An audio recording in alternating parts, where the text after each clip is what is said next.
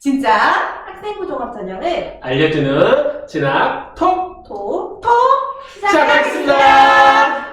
마지막으로 이제 마스크를 재활용할 수 있는 방법에 대한 연구들이 많이 진행되고 있습니다. 그래서 참 안타까운 사연이 있는데요. 이러한 마스크를 재활용하고 싶다고 해서 전자레인지에다 돌려서 화재 사고가 나는 경우도 있습니다. 특히 요즘은 마스크에 이 코 부분을 고정시키기 위해서 철사와 같은 성분들이 들어있는데 이것들이 불꽃 반응을 일으켜서 화재가 나는 경우도 있고요. 또한 돈을 살균하고 싶다라고 해서 지폐를 넣고서 돌렸는데 오히려 화재가 난 사례도 있었습니다. 그래서 우리가 전자레인지로 살균하는 것은 아니고요. 일반적으로 오존이나 자외선과 같은 것을 이용해서 살균을 할 수 있습니다. 실제로 부산 지역에서는 수돗물을 정수할 때 이 오존을 이용해서 살균을 했습니다. 근데 오존이 매우 좀 비싸긴 하지만은 99.9%까지 매우 바이러스나 세균뿐만 아니라 다양한 것들도 다 살균할 수 있는 매우 우수한 물질이지만 중요한 것은 우리 집에 오는 그 중간에 여러 가지 배관을 거치면서 다시 오염이 될 수 있다는 겁니다. 그래서 수도꼭지에다가 오존 살균기를 한 번 더 설치하는 게 더욱더 중요하겠죠.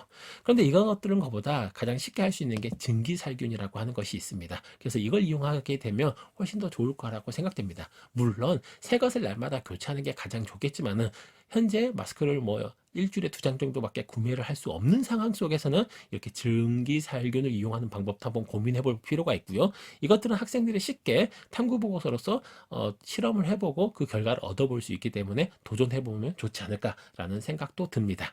그래서 100도씨 이상의 수증기에 20분간 노출시키더라 하더라도 이 마스크 안에 있는 여러 가지 필터, 정전기 필터라든 이런 게 있는데 이러한 것들의 필터의 변경이 되지 않았다라는 겁니다. 그러니까 증기살균을 하더라도 크게 문제되지 않는다라는 것을 알아볼 수 있겠고요.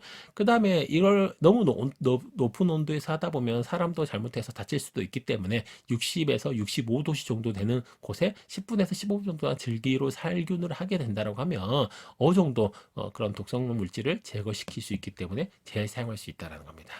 그리고 이제 최근에 카이스트에서 이와 같은 연구 결과를 발표하게 되었는데요. 에탄올로 살균을 하고 그 다음에 비눗물로 살균을 20번 이상 하더라도 필터의 생김새나 모양에 크게 변화가 없는 것을 사진으로 확인해 볼 수 있겠죠. 이처럼 나노 섬유를 기반으로 해서 오염된 물질을 효과적으로 걸러낼 수 있고 그리고 난 다음에 재사용도 할 수 있는 그런 매우 좋은 이점이 있는 것이 조만간 이제 출시가 될 수 있겠죠. 아직까지는 시각청에서 통과가 되지는 않았습니다. 왜냐하면 다양한 조건들을 통과해야지만 사람들한테 사용할 수 있다는 겁니다. 왜냐하면 마스크를 자세히 보시면 KF80, KF94 이런 수치가 적혀 있습니다. 그래서 거기에서 국가 공인의 그런 수치를 받아야지만 인정을 받을 수 있기 때문에 그러한 과정이 조금 시간이 걸리는 것 같습니다. 이처럼 크게 4가지 꼭지를 가지고 우리가 알아보았는데요. 최근에 코로나 바이러스에 의해서 여기 보면 원격 진로 지금 전자 뉴스에서 이러한 사진 자료가 있었는데요.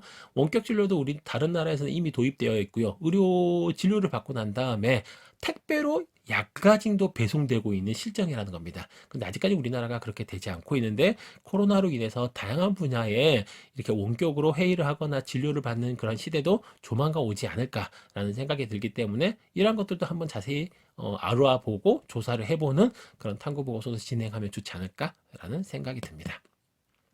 오늘 이처럼 의학 탐구 보고서에 대한 다양한 사례를 알아보았고요. 그 중에서 내가 충분히 이 정도는 실험을 해볼 수 있겠다, 탐구를 해볼 수 있겠다라고 하는 것들이 있을 겁니다. 그런 것부터 간단하게 탐구 보고서 작성해 보면서 자신의 진로를 개발해 나아가는 시간을 가져보면 좋겠습니다.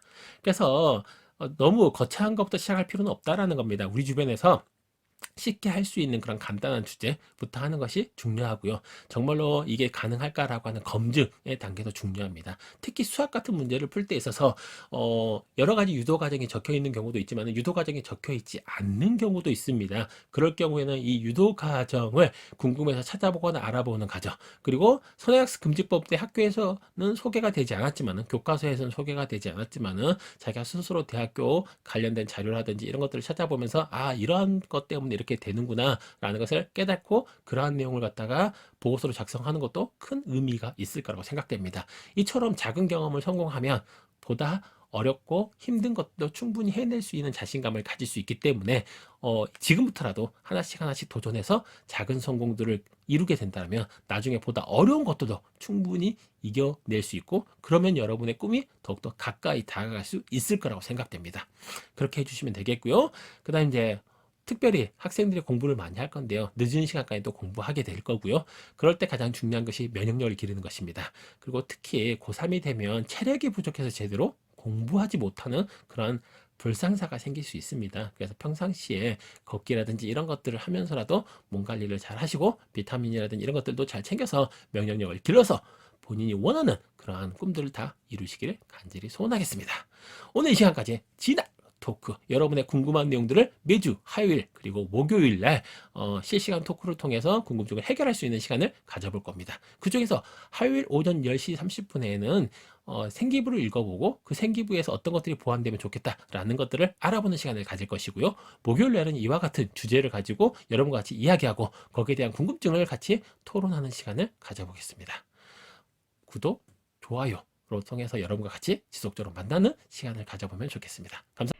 진짜 학생부 종합 전형을 알려주는 진학 톡 구독과 좋아요 눌러주세요.